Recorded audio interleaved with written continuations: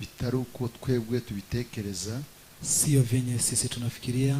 Dusa n'ababifata nk'ibisanzwe, twateranye ku cyumweru birasanzwe, ni kana kwamba tunachukulia kama mazoea kukusanyika ariko Jumapili. Ni ikintu gikomeye Imana ibidukoreye, lakini kwa kweli ni kitu muhimu ambacho Mungu anakuwa ametutendea, kugira ngo tubone uyu mwanya, kuko hari benshi batawubonye, ili tuweze kupata nafasi hii, kwa kuwa kuna wengi ambao hawajaiona, kandi hari benshi batagiriwe amahirwe kugira ngo baterane, na tena kuna wengi wajaneemeka kukusanyika.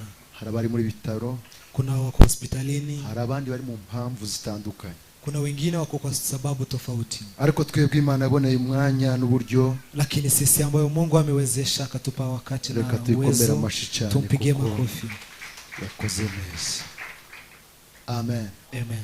Kindi shimye Imana kuko yatugiriye neza bangana gutya. Neno lingine nashukuru Mungu aliyetutendea vyema wanaotoshana hivi, tukaba imbere y'Imana umwanya mutoya, tumekuwa mbele za Mungu wakati mdogo. Daudi yaravuze ngo ku imbere y'amaso y'Imana, Daudi alisema kuwa mbele za macho ya Mungu umwanya muto cyane, dakika nkeya, wakati mdogo ama dakika kidogo. Aravuga ngo biraruta imyaka 1000 yinezeza muri byinshi hano hanze. Akasema ni bora kuliko miaka 1000 akiwa huko nje akijifurahisha. Kuko umwanya uraruta iyo misi yose uri hano hanze. Kwa kuwa muda huo ni zaidi ya yale ambayo unafanya. Sekonda nkeya gusa kubira imbere y'amaso y'Imana. Sekunde chache ukiwa mbele ya macho. Uvuga ishimana yakoze, uvuga imirimo n'ibitangaza Imana. Ukizungumza kazi na miujiza ya Mungu aliyokutendea. Rero nivy'igiciro kubona tubonye uyu mwanya. Kwa hivyo ni kitu ya dhamana kuona tumepata nafasi. Mwanya rero tukibona uyu mwanya, kwa wakati ambao tunapata nafasi, tukaza tupfusha ubusa. Tusikwe tunayo enda tusiache iende hivyo. Tujye tuha agaciro, tukwe tunaipea dhamana, kandi na tena muntu wese azavuga ngo Mana urakoze kukumbana uyu mwanya. Kila mtu akwa anasema asante Mungu kwa kumenipea nafasi. Amen. Amen. Ngiye kuririmba indirimbo yo mu Kiswahili, anaenda kuimba nyimbo ya Kiswahili. Nshaka ndarimba igitero tifite byinshi, akitaka ataimba chorus moja. Turihuta curanga ata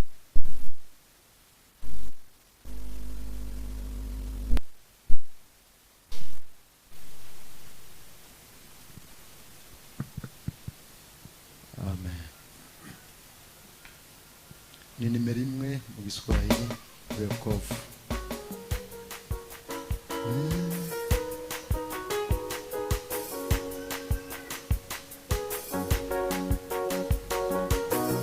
Yesu mushindaji wa Golgotha, twakusifu.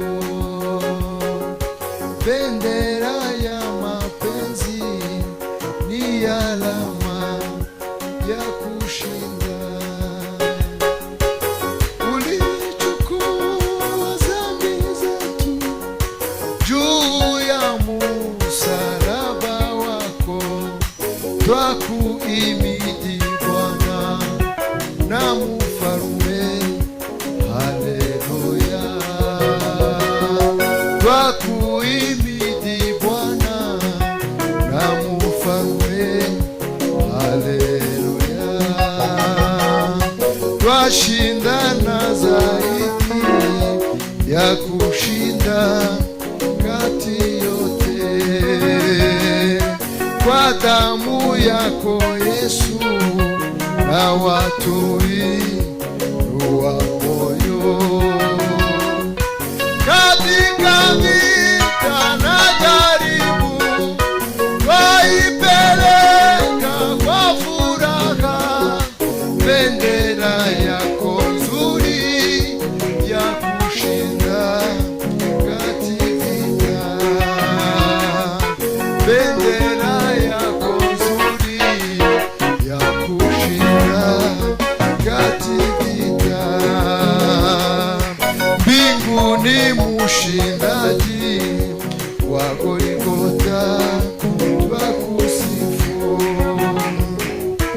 Bendera yako nzuri na watuinua moyo. Mwana-kondoo wake Mungu anastahili kupokea uweza, utukufu na heshima. Haleluya.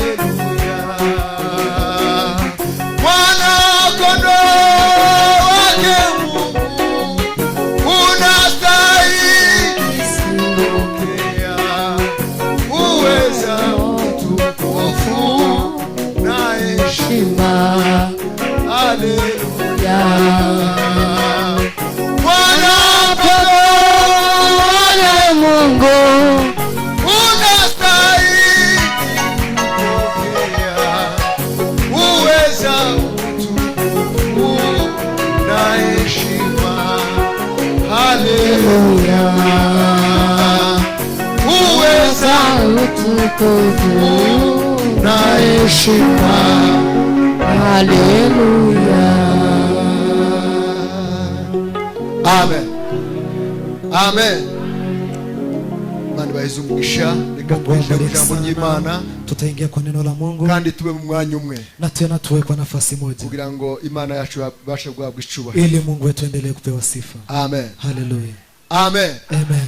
Birasa nkaho uyu munsi twinjiranye intege nke, ni kana kwamba siku ya leo tumeingia na udhaifu, ariko kandi lakini tena ibyo bihe bibaho, nyakati hizo huwepo, ariko kandi twiminjire mu agafu, lakini tena tujiweke. Amen. Amen. Twishire mu imbaraga, tujiweke nguvu, tugiye kumva ijambo ry'Imana, kwa sababu tunaenda kusikia neno la Mungu. Reka Pastor Mutabaza dusomere Danieli. Pastor atatusaidia kusoma kitabu cha Danieli. Danieli ni ibice 6. Danieli ni sura ya 6.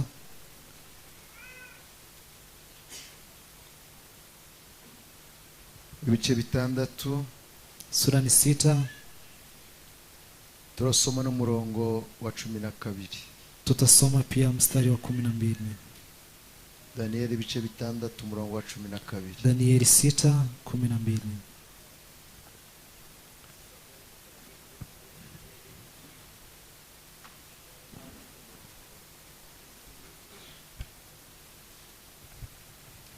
Murongo wa 12. Dusome mu izina rya Yesu. Bukeye babagabo baraterana baragenda basanga Danieli asenga Imana ye. Kasubiremo. Bukeye babagabo baraterana baragenda basanga Danieli asenga Imana ye, ayinginga. Baraza bavugira imbere y'umwami ibya ryategeko rye bati, mbese hariya Nyagasani tiwashizeho ukuboko ku rwandiko rw'iteka, urwandiko rw'iteka waciye ngo mu minsi 30 umuntu wese azagire ico asaba Imana yose, cyangwa umuntu wese atari wowe asabje. Nyagasani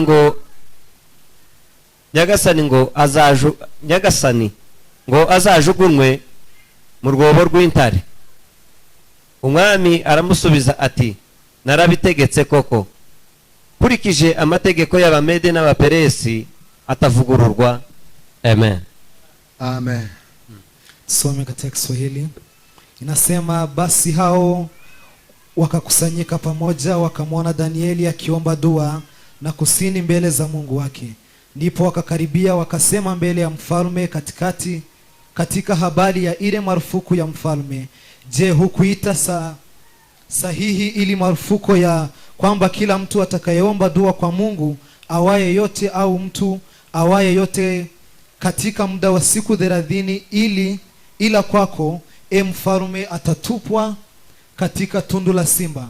Mfalme akajibu akasema, neno hili ni kweli kama ilivyo sheria ya Wamedi na Wajemi isiyokubadilika. Amina. Amen. Reka twongere dusubire haruguru 6 no ku murongo wa 10. Tutarudi juu 6 mstari wa 10. Aravuga ngo Umwami Dariyo ashiraho ukuboko ku rwandiko rw'iryo tegeko. Amen. Basi mfalme Dario akaitia sahihi maandiko yale na ile marufuku. Amina. Amen. Amen. Amen. Amen. Kuko twari dushimiye Imana, kama vile tumesema tunashukuru Mungu kwa Imana yacu ni nyamaboko, kwa sababu Mungu wetu ni mwenye nguvu. Imana yakoze imirimo n'ibitangaza, Mungu amefanya kazi na miujiza. Tukomeje kunguka abana kwa kanisa, tunaendelea kuwapata watoto. Kubw'umuryango wa Ruberwa, Mungu apewe sifa kwa familia ya Ruberwa ambaye alipea mtoto. Amen. Amen. Tugiye kuvuga amagambo mu ncamake, turavuga gusenga. Kwa ufupi tutazungumzia kuomba. Gusenga. Kuomba. Gusenga niki? Kuomba ni nini? Gusenga rimwe na rimwe tubikora bisa na bituruhije. Kuomba wakati mwingine tunafanya inakana kwamba ni ngumu. Kandi gusenga ni byingira kamaro. Lakini kuomba ni kitu ya dhamana. Muri buno buzima dufite. Kwa hii maisha ambayo tunayo. Ubu bwa none. Kwa hii maisha ya kisasa. Ndetse n'ubundi buzaza buri. Na hata maisha atakayokuja. Gusenga ni kintu cy'ingenzi. Kuomba ni kitu cha maana. Gikomeye. Ambacho ni kitu kikuu. Nubwo bigora. Hata kama ni vigumu. Nubwo tubona bisa no kwikorera amabuye. Hata kama tunaona ni kana kwamba ni kubeba mawe. lakini kuomba ni kitu cha dhamana. Amen. Amen. Umuntu wese agomba kumva kuko yagomba gufata umwanya wo gusenga. Mtu yoyote anapaswa kujisikia ni kwamba anafaa kuwa na muda wa kuomba. Amen. Amen. Twasomye amagambo ya Danieli. Tumeomba maneno ya Danieli. Huyu Danieli ari mu bantu bagiye mu bunyage. Ako miongoni mwa watu walioenda kwa utumwa. Jina Danieli, jina hili Danieli lirasobanura ngo Imana n'umucamanza wawe. Ilikuwa inamaanisha Mungu ni umucamanza wanje. Mungu ni muamuzi wangu. Imana n'umucamanza wangu. Mungu ni muamuzi wangu. Biblia ivuga ba Danieli batatu. Biblia inazungumzia Danieli watatu. Ivuga ba Danieli batatu. Inazungumzia Danieli watatu. Danieli wa mbere ivuga. Danieli wa kwanza ambaye anazungumzia mu kitabo c'ingoma. Tunampata katika kitabu cha Nyakati. Ibice bitatu no ku murongo wa mbere. 3 mstari wa kwanza. Ibice bitatu no ku murongo wa mbere. 3 mstari wa kwanza. Huyu Danieli kino kitabo kivuga. Huyu Danieli kitabu hiki kinazungumzia. Ni Danieli wa Daudi. Ni Danieli wa Daudi. Ni Danieli wa Daudi. Ni Danieli wa Daudi. Yabyaranye na Abigail. Ambaye alizaa na Abigail. Huyu yitwa Danieli. Huyu naye anaitwa Danieli. Biblia ikavuga Danieli wa kabiri. Biblia inazungumzia Danieli wa pili. Dusanga mu gitabo cha Ezra. Ambaye tunampata katika kitabu cha Ezra. Dusanga mu gitabo cha Ezra bicu 8 tunampata Ezra 8:12. Amen. Amina. Huyu Danieli naye bava mu bunyage. Walipotoka utumwa. Niwe wazanye na Ezra. Ndiye aliyekuja na Ezra. Niwe wafashe Ezra gusinya. Ndiye alisaidia kugira ngo bende kuingia mu gihugu. Ili wakubaliwe kuingia katika nchi. Amen. Amina. Danieli wa tatu naye. Ni Danieli wanditse kino gitabo. Ni Danieli aliandika kitabu hiki. Amen. Amina. Ni Danieli wanditse kino gitabo. Ni Danieli aliandika kitabu. Niwe wagiye mu bunyage. Ndiye alienda kwa utumwa. Hallelujah. Hallelujah. Hallelujah. Hallelujah. Hallelujah. Hallelujah. Huyu Danieli yagiye mu bunyage, alienda kwa utumwa ku ngoma y'umwami Yehoyakimu. Wakati mfalme Yoakimu alikuwa anaongoza. Amen. Amen. Kandi yagiye akiri muto cyane. Na tena alienda akiwa mdogo. Yari hagati y'imyaka 16 n'imyaka 17. Alikuwa katikati ya miaka 16 na 17. Mu bunyage, lakini walipofika kwa utumwa yahure n'ibintu byinshi. Akajifunza mambo mengi. Yahuriye n'amakuru menshi. Alipatania na habari mingi tofauti. Yahuriye n'ibibazo byinshi bikomeye. Alipatania na mashida mingi tofauti. Amen. Hallelujah. Ibibazo by'ubunyage n'ibibazo bikomeye. Shida za kwa utumwa ni shida kuu. Amen. Amina. Amen. Amen. Israeli mu bunyage. Israeli ilipoenda kwa utumwa. Israeli mu bunyage. Israeli ilipoenda kwa utumwa. Kubera ibintu bari barakoze bitanesheje Imana. Kwa sababu ya mambo waliofanya ambayo hayamfurahishi Mungu. Amen. Amina. Amen. Amen. Huyu Danieli amagambo 5. Huyu Danieli maneno 5 byatumye Israeli genda ubunyage. Ilifanya wana Israeli waende kwa utumwa. Neno la kwanza, nta rukundo rwari rukiba mu bantu. Hawakuwa na upendo. Abantu barashaka gukunda. Watu hawakuwa wanataka kupenda. Urukundo rwari rwaravuye mu bantu. Upendo ulikuwa umetoka kwa watu. Hari harabaye inzangano z'uburyo bwo. Kulikuwa na chuki katikati ya watu. Ijambo rya kabiri. Neno la pili. Ijambo rya kabiri. Neno la pili.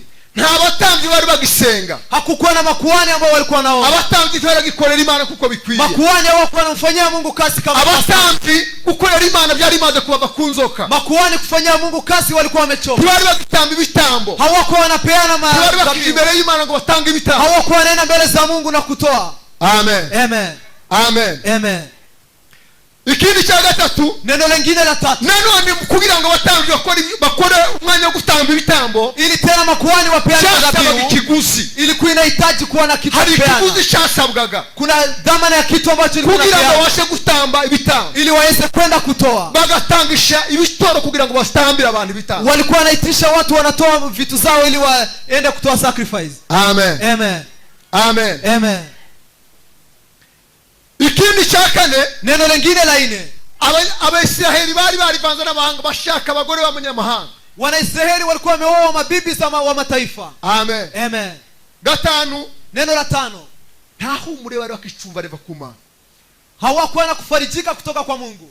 Ntahumure bari bakicumva cyangwa se abantu bari baragomye ntibari bagikorera Imana. Hawakuwa wanasikiza ufarijisho kutoka kwa Mungu. Kubera izo mpamvu Imana iraceceka. Kwa sababu hizo Mungu akanyamaza. Abantu ntibari bagitura icyashumi. Watu hawakuwa wanapeana fungu la 10. Mujyo warose ntibari bagikorera Imana. Kwa yale ambayo wamepata hawakuwa wanatolea Mungu. Imana irababara. Kwa sababu ya kitu hicho Mungu akahuzunika. Bagenda ubunyage. Ikafanya waende kwa utumwa. Amen. Amen. Imyaka 400 bari mu bunyage. Miaka 40 wakiwa kwa imyaka utumwa. 400 bari mu bunyage. Miaka 40 wakiwa kwa utumwa. Rero Daniel amaze kugera mu bunyage, Danieli alipofika hari ibintu yasanze, kuna mambo aliyopata hari huko. ibintu yasanze byamugoye Kuna cyane. mambo aliyopata huko ambayo yalimhuzunisha. Ntabwo bari bahabwaga umwanya wo gusenga Imana. Hawakuwa napewa muda wa kuomba Mungu. Nta maturo yaragiturwa. Hakuna sadaka zilizokuwa Ntabwo zinatolewa. babonaga bo kwinjira ngo baturire Imana. Hakuna mahali walikuwa wanapata kuingia na kutolea Mungu sadaka.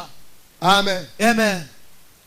Tahumure ryari kiba kumana kugira ngo ribagereho. Hakuna ufarijisho alikuwa unatoka kwa Mungu ili wafikie. Imana yari yarasheshese. Mungu alikuwa amenyamaza. Imana yari yarasheshese. Mungu alikuwa amenyamaza. Amen. Amen. Uyu Danieli rero, Huyu Danieli naye amaze kugera muri kya gihugu. alipofika kwa nchi hiyo. Amen. Amen.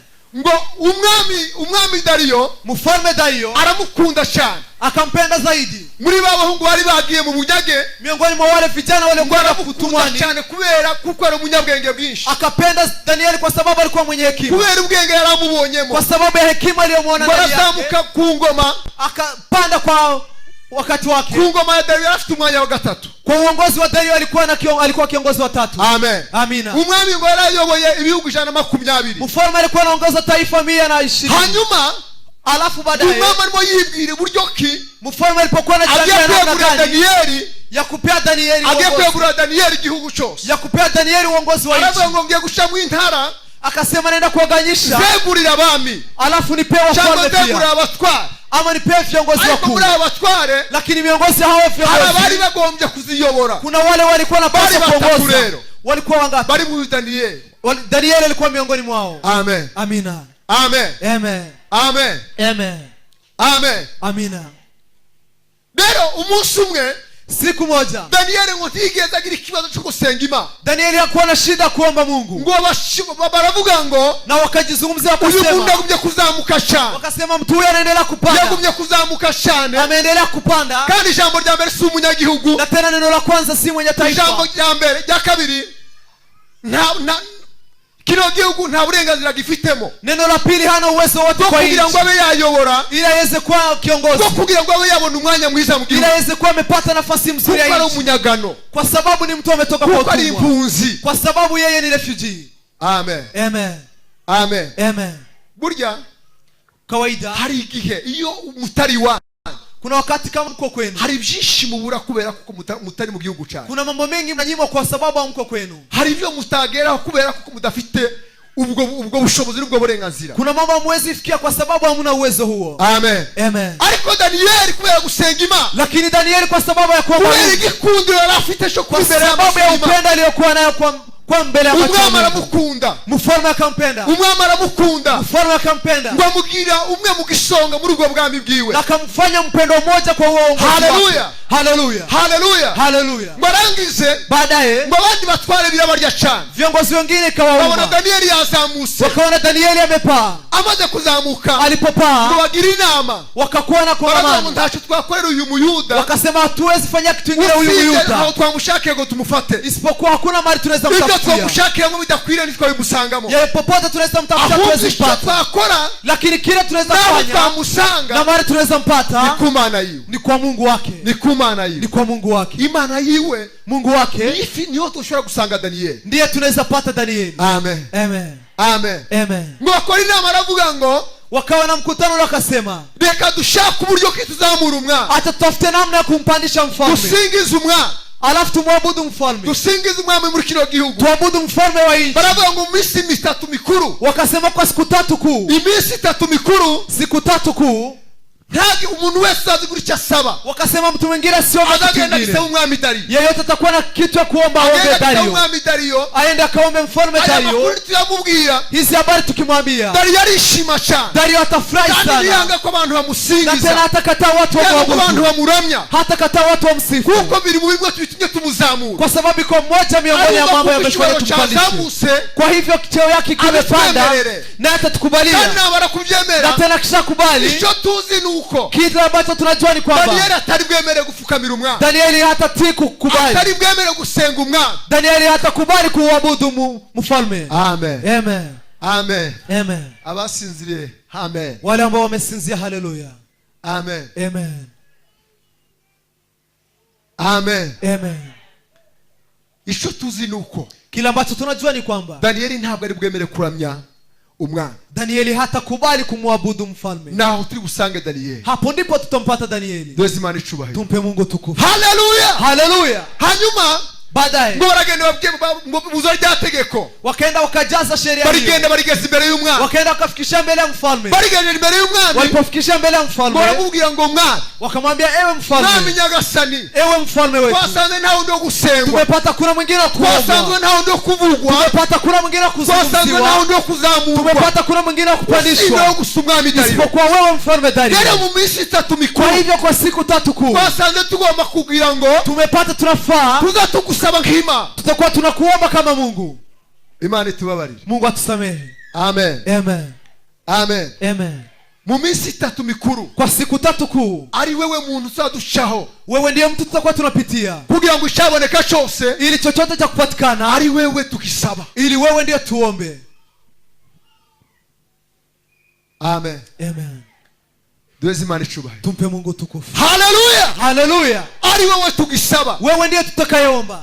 Hanyuma baadaye umwami aravuga ngo mfalme akasema mwatekereje nibyo. Akasema haya ambayo mumeomba ni kweli. Rero mbyemeye mwa. Akasema kwa kuwa umekubali mfalme. Shia mkono wa. Weka sahihi hapo. Usinye. Uweke sahihi hapo. Urangiza gusinya. Baada ya kuweka sahihi. Itegeko hii sheria. Muhamedi na Waperesi. Kwa Muhamedi na Waperesi. Kuka. Haitatoka.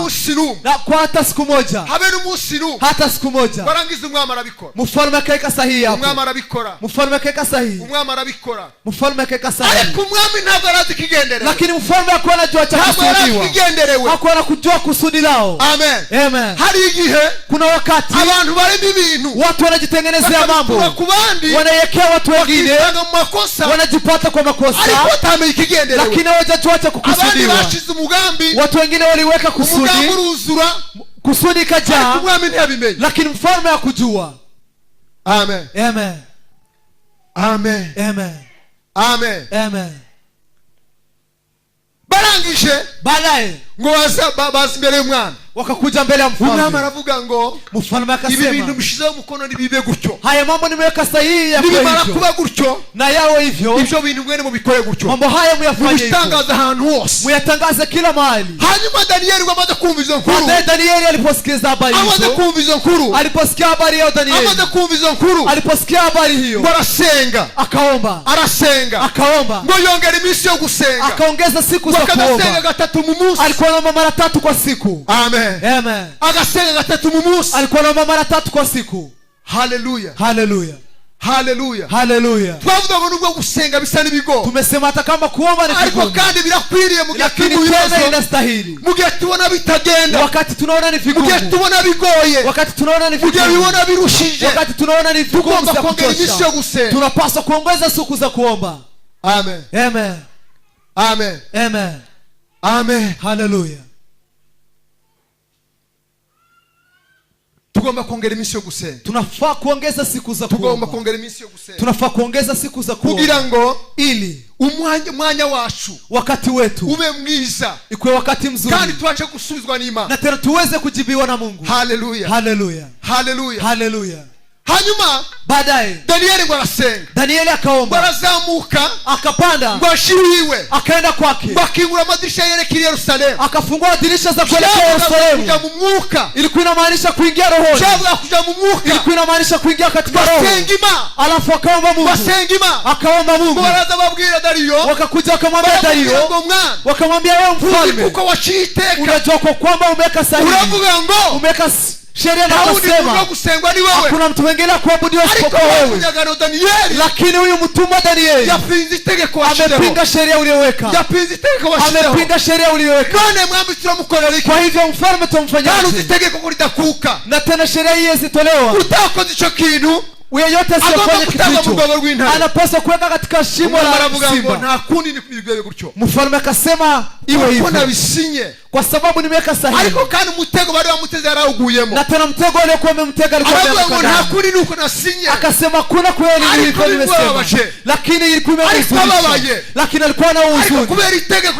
Kwa sababu ya sheria ya Wamedi na Waperesi akakubali kawa hivyo. Amen. Amen. Amen. Amen. Tumpe Mungu tukufu. Hallelujah. Hallelujah. kubera itegeko umwami yasinye, kwa sababu ya sheria mfalme alikuwa ameweka sahihi, aremera bigenda gutyo. akikubali ikaenda hivyo. Amen. Amen. Amen. Amen. Amen. Amen. Amen. Amen. Kubera gusenga kwa Danieli, kwa sababu ya maombi ya Danieli, hari amagambo yagiye yibuka, kuna maneno aliyoenda kikumbuka. Dezimana ishubahiro. Tumpe Mungu tukufu. Mazina yadusomere ingoma za kabiri. Watusomee dusomere ingoma za kabiri. Nyakati. Tugiye kuja gusoza. Ingoma za kabiri, kitabu cha Nyakati. Urasoma ibice 6 umurongo wa 38 na 39. Tasoma ibice 6 umurongo wa 38 36 na 39. 38 na 39 samani. Amen. Ingoma za kabiri ibice 6 umurongo wa 38 na 39.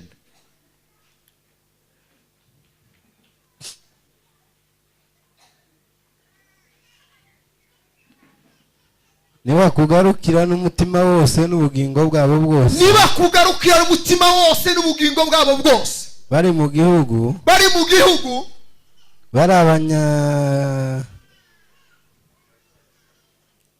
bari banyagiwemo aho bazajanwa ari imbohe bagasenga berekeye igihugu bavuyemo, berekeye igihugu cyabo basekuruza, berekeye igihugu cyabo wahaye basekuruza,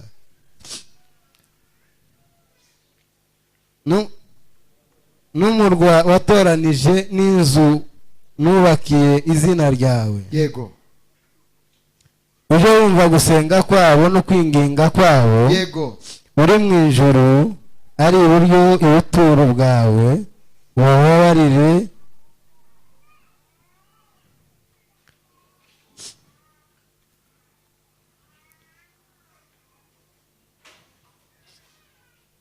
Bwana sifiwe. Amen.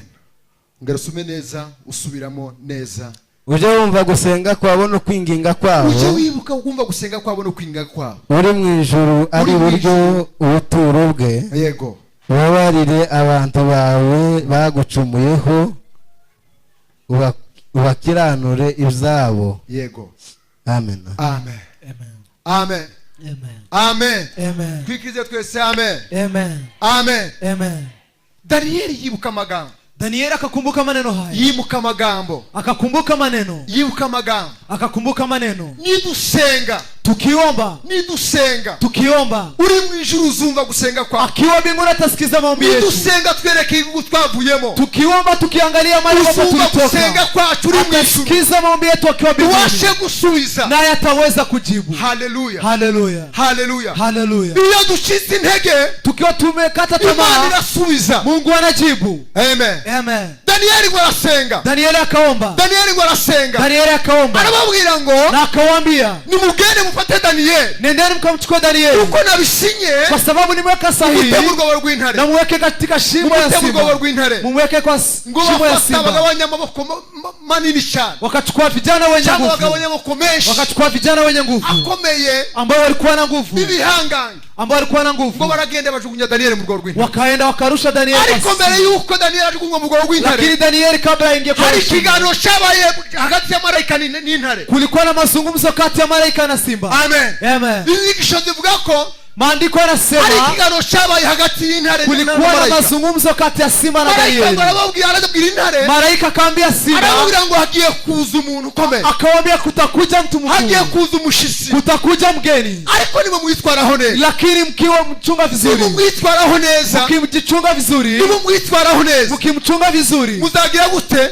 Mutafanyaje? Nyuma yo kuva mu kwiwe. Baada ya kutoka kwake. Hari ibihembo muzahabwa. Kuna zawadi mtakayopata. Amen. Amen. Danieli ngo bagenda mujugunya mu rwo rw'intare. Danieli wakaenda wakamrusha kwa shimo ya simba. Bamaze kugenda mu rwo rw'intare. Walipomrusha ngo intare zari ko zisa n'izitamubona.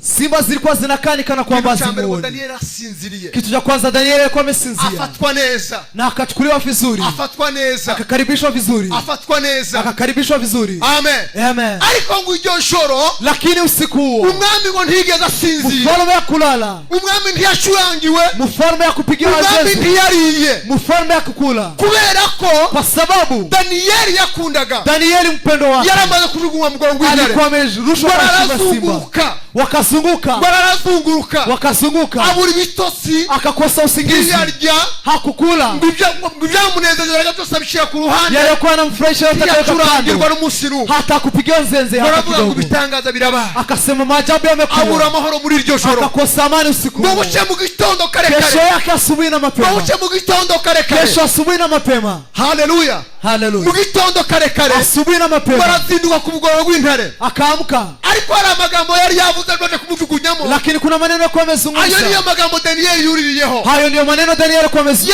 amezungumza. ngo, Alikuwa amesema, yaravuze ngo alikuwa amesema igitabo cya Daniyeli kitabu cha Danieli 6:17 6:17 be yaho yaravuze ngo Daniyeli, alisema Danieli, Imana ukorera, Mungu ambaye unatumikia, Imana ukorera, Mungu ambaye unafanyia Imana kazi, ukorera, Mungu ambaye unatumikia, urwobo rw'intare izagukizamo, hata ndani ya simba atakuokoa, izakurinda amenyo y'intare, atakulinda meno ya izakurinda simba, inzara z'intare, atakulinda meno ya kubera simba, kuko Imana kwa ukorera sababu Mungu niyo unatumikia, mana yo kwizera. ndiye Mungu wa Ayo magambo ngo kuaminiwa. Daniyeli ashira mutima, Hayo maneno Danieli akaeka Daniyeli rohoni, ashira mutima, Danieli akaeka rohoni. ngo buce mu gitondo Kesho yake asubuhi umwami aragenda kare kare, mfalme akaamka asubuhi na bashika mapema, asanga akaamka na kupata, Daniyeli we, akasema ewe Danieli, arahamagara ngo Daniyeli we, ewe Danieli, Daniyeli mugabo ukundwa, ewe Danieli mpendwa, ese intare ntacyo zagutwaye, je simba hakuna kitu intare zimekufanya? ntacyo zagutwaye. Simba hakuna kitu Daniyeli zimekufanya? baramusubiza aravuga Danieli ngo naye akamjibu na mwami kumwambia, wanjye ntacyo zantwaye, ewe mfalme wangu hakuna kitu kuko nakoze kufanya, nakoze imbere y'amaso kwa yawe, sababu sina kosa mbele za imbere macho yako, y'Imana yanjye ndi na umwere, hata mbele za Mungu wangu ni rero ntacyo intore zantwaye, kwa sababu hakuna Ndi kitu muzima. zimenifanya.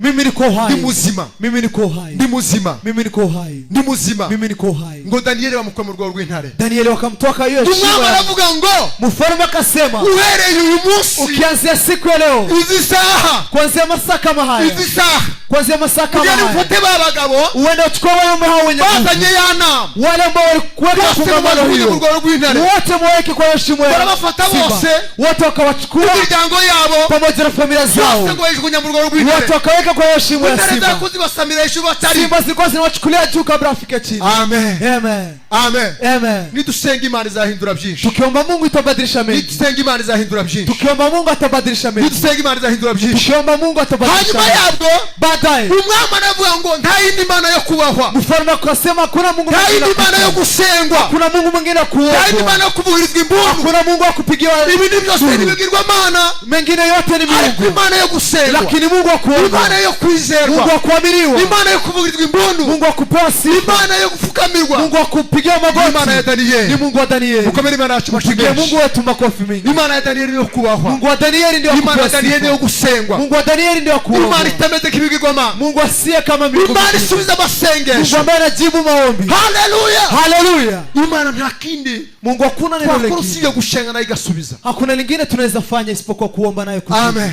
Amen. Amen. Amen.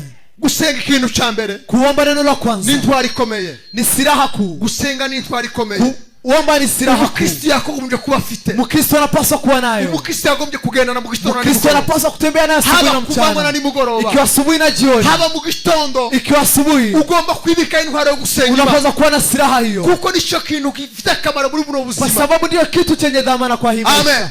Amen. Ijambo rya kabiri, Neno la pili, gusenga kuomba ni urufunguzo rutuma duhura n'Imana, ni kifunguo inaweza ni kupatanisha na urufunguzo Mungu. rutuma twumva Imana, Ni kifunguo inayotufanya ni tusikize Mungu. urufunguzo rutuma Imana itwumva. Ni kifunguo inayofanya Mungu atusikie. Amen, Amen.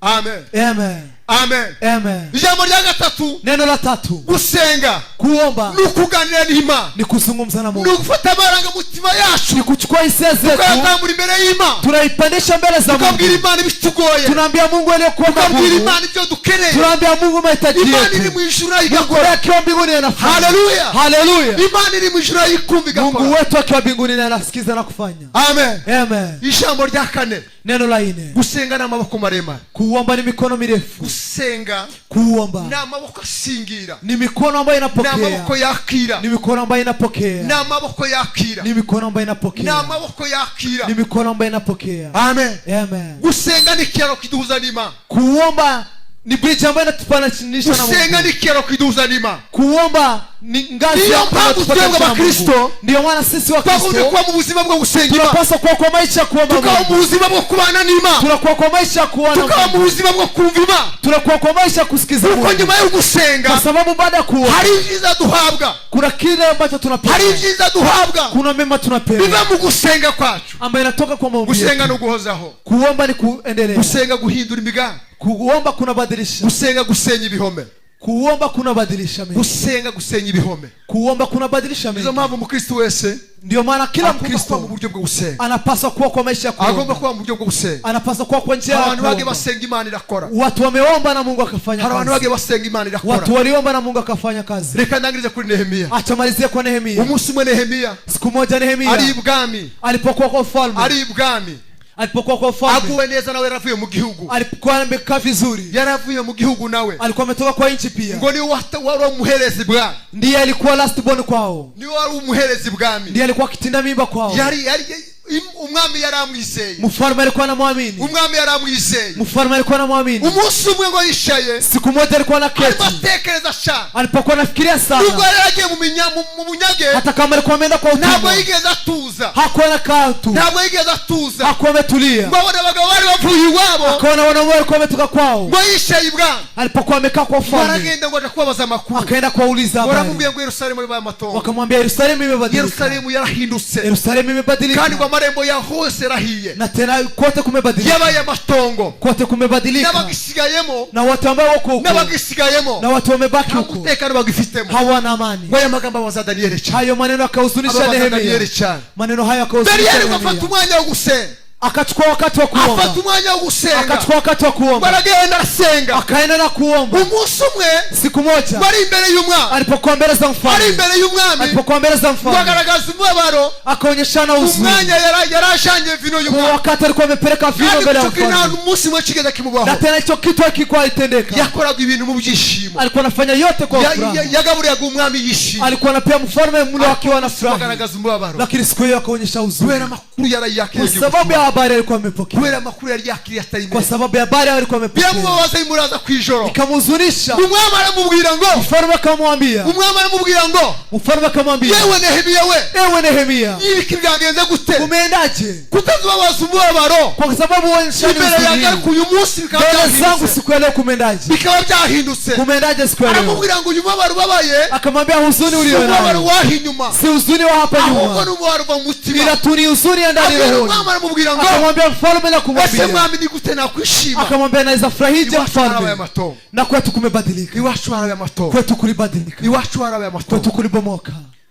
Umwami aramubwira ngo gira icyo usaba. Mfalme akamwambia kuwa na ombi Gira moja. icyo usaba. Akamwambia kuwa na ombi moja. Kiguheze. Nami nitakupa. Aramubwira ngo mpeza igihe. Akamwambia nipe Kuja wakati gusana Yerusalemu. cha kwenda kujenga Umwami Yerusalemu. ngo amuheze amezi 3 yo kuja gusana. Mfalme akampa miezi 3 ya kwenda kuomba. Kuzagaruke. Akaenda kujenga ili Bamwandikira arudi. urwandiko kugira ngo bazomuheze ibiti. Akamwandikia waraka ya kumpea miti. Amen. Amen. Ngo aragenda. Akaenda. Nubwo yafashe ubwiye cyo gusenga. Ndipo alipochukua Ariko ari wakati wa ijambo kuomba. yakoze rikomeye. Lakini kuna neno lililotenda kuu. Asenga yiruza ubusa. Akaomba akafunga. Asenga Imana ya Israeli. Akaomba Mungu wa mbinguni. Asenga Imana yo mwijuru yumva. Akaomba Mungu wa mbinguni. Baravuga ngo Na akasema, mwami wanje ewe Mungu wangu, ubabarire ibyo twakoze. utusamehe yale Ibyo tulitenda. twakiraniwemo byose Yale ubibabarire. ambayo tulikosea utusamehe. Ngo yatura ibyaha by'abasekuruza. Akatubu dhambi za Ngo mababu yatura zake. ibyaha byose bagiye bakorera. Akatubu dhambi zote Baravuga ngo walizofanya. uhindukire mahanga. Akasema ubadilike Mungu. Yerusalemu yubaka ku masengesho ya Nehemiya. Yerusalemu ikajengea kwa maombi ya Nehemia. Amen. Amen. Hari ibyo hinduka kubera gusenga. Kuna yale yanaweza badilika kwa sababu ya maombi Mugihe yako. turi mu bibazo bitugoye. Wakati tuko kwa shida kuu, Hari icyahinduka kuna yale yanaweza badilika kugira ngo Imana yo mu ijuru ibashe ku. ili Mungu wa mbinguni aweze kusikia. Gusenga rero Kuomba ni ingirakamaro. ni kitu ya dhamana. Gusenga rero Kuomba tubikorana umwete wose. tufanye na bidii. Gusenga rero Kuomba ni ibyacu kubikora. ni kitu chetu kufanya. Gusenga rero Kuomba ni itwaro y'umukristo agomba ni kwicara. silaha ya Mkristo anafaa kutembea Ntabwo nayo. ari kwiruka gusa. Si kukimbia tu, Ntabwo ari kurasa tudafite nk'icyo turasa. si kupiga tu. Amen. Amen. Amen. Amina. Amen. Amina. Tujye tuwa mwanya wo gusenga Imana. Tukwe tunakuwa kwa nyakati za kuomba Tubigira Mungu. ubuzima. Tuyafanye maisha kuomba. Tubikunde cyane. Tupende na tupende zaidi. Tubigure ubuzima bwa buri munsi. Tuifanye maisha ya kila Buri siku. wese ushaka kujya sabana n'Imana. Kila moja tafute namna ya kusabana n'Imana, uhashaka uhure n'Imana. Utafute namna ya kukuwa na Mungu. Gusenga nibijira kamara. Kwa sababu maombi ni kitu ya dhamani. Amen. Amen. Mureke kudamarara kuko mu gihugu nubwo tukirimo, hata kama tuko kwa nchi, ariko turi impunzi. Lakini sisi ni wakimbizi. Mwanya mwibuke iyo mwavuye. Mkwe mnachukua muda mkumbuke mlipotoka. Mwanya mwibuke iwanyu. Mchukue muda mkumbuke kwenu. Mwibuke imyanya mwagiye muba mu gusenga. Mkumbuke nyakati mlizoishi ndani za kuomba. Mwaciye. Mkumbuke mlipotoka. Mwibuke amateraniro mwagiye mukora. Mkumbuke ibada mlizofanya. Mwibuke imisozi mwazamutse. Mkumbuke milima mliyopanda. Mwibuke imisozi mwamanutse. Mkumbuke milima mliyoshuka. Ivyo ni mumara kubishibuka. Hayo yote mkikumbuka. Imana yo mwijiza tugarukira. Mungu wa mbinguni ataturejelea. Kubera kuko gusenga. Kwa sababu maombi. Maombi ni ntwaro y'umukristo. Ni silaha ya mkristo. Ni ntwaro buri wese agomba kwitwaza. Ni silaha yeyote anapaswa kuwa nayo. Nibyigira kamaro. Ni kitu ya dhamana. Muri no rugendo rwa. Kwa hii safari. Rwacu twatangiye. Kwa hii safari tuliyoanza. Jambo ry'Imana ridukomeze. Neno la Mungu lituimarishe. Kandi jambo ry'Imana rituganze. Na tena neno la Mungu liwe nasi. Imana yo mwijuru habwe icyubahiro. Mungu yetu apewe sifa. Amen. Amen. Amen. Amen. Amen. Amen. Amen. Amen. Reka dusenge Imana. Wacha tuombe Mungu. Tuye kuja mwanya wa kabiri. Tunaenda kufika kwa wakati mwingine. Ukwegera igaburo. Wa kukaribia meza ya Bwana. Ukwegera igaburo. Wa kukaribia meza ya Bwana. Umpere revera mikrofone. Umpere reverent microphone. Asenga Imana, asengera Imana kubwira ijambo. Aombe Mungu kwa sababu ya neno. Asenga Imana. Aombe Mungu. Kugira ngo imitima y'abantu bose bari hano. Ili roho za watu walioko hapa. Babashe kumva Imana. Waweze kusikia Mungu. Kandi bashe kugira kukongera ibihe byo gusabana n'Imana. Na tena waongeze nyakati za kuwa na Mungu. Kuko ari bishigira kamaro. Kwa sababu ni dhamana. Karibu mbere mukorase. Data Mana nyiribihe, Baba Mungu mwenyezi, twongeye kugushima kuko tugiriye neza. tunakutukuza tena kwa kumekuwa nasi. Uyu ni umwanya wawe mwiza, Huu ni muda wako mzuri, tubashe kumva amagambo yawe, ambao tumesikiza maneno yako, amagambo akomeye, maneno magumu, amagambo wacishije mu mugaragu wawe. maneno ambayo umepitisha kwa mtumishi wako. Uhimbazwe kuko wabikoze, Upewe sifa kwa kumetenda. wewe wamushoboje kuyavuga umemwezesha kuyazungumza, ndetse ugashoboza n'abantu bose kubyumva. na tena umewezesha watu wote kusikia. Uhimbazwe, wewe ushigwe hejuru. Upewe sifa na uinuliwe. Data nyiribihe, Baba mwenyezi, turakwinginze kugira ngo tunakusii gahunda zose ziri imbere, ili ibada yote iko nanone ubwo tugiye kuzijamo, hata tutapoingia, komeza kudufasha no kutugirira neza. kuwa nasi na kututendea. Ubwami bwawe bukomeze kugaragara, Ufalme wako uendelee kuonekana. imitima yacu guhindukirire, Roho zetu zibadilike kwenda imitima kwako. yacu kwizere, Mioyo yetu ikuamini. imitima yacu Mioyo gukiranukire, yetu kutendee imitima yacu ice bugufi, Roho zetu zinyenyekee. dukeneye kwaguka mu bitekerezo, Tunahitaji kupanuka kwa twaguke mu myumvire yacu, tupanuke kwa kugira ngo twumve Imana ili tuweze kusikia Mungu. ndetse tugendane nayo. Alili tutembee. Data, gahunda zose ziri aha, Ewe Mungu, kila kitu komeza uzidufashemo, endelea kuwa nasi. n'amagambo yawe ari avuzwe muri aya masaha Na maneno yako yamezungumzwa akomeze abe inkingi y'imitima. yaendelee kuwa imara. Urakoze kuko ubyumvise, Asante kwa kumesikia. kandi ukomeje kubana Kwa natwe kuwa umeendelea kuwa nasi. none n'iteka ryose. Leo hata milele. Amen. Amen. Reka dukomere ijambo ry'Imana Acha amashyi tupige menshi neno la Mungu makofi kugira ngo twongere tuje umwanya mwiza ili tufike wakati mwingine mzuri wo kwegera umubiri wa Yesu. wa kufikia mwili wa Yesu. Amen. Amen. Amen. Amen. Reka abashumba bahaguruke Wacha wachungaji wainuke kugira ngo tuje muri uwo mwanya nawo ili wafike kwa muda huyo wo nao kwegera igaburo. wa kukaribia fungu la Bwana. Amen. Amen. Amen. Amen.